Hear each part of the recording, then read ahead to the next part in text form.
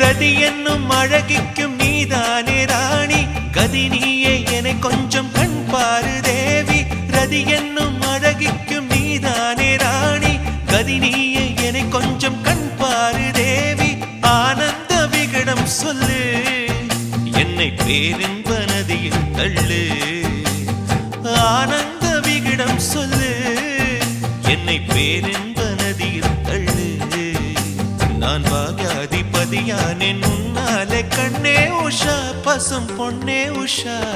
குமுதம் போல் வந்த குமரியே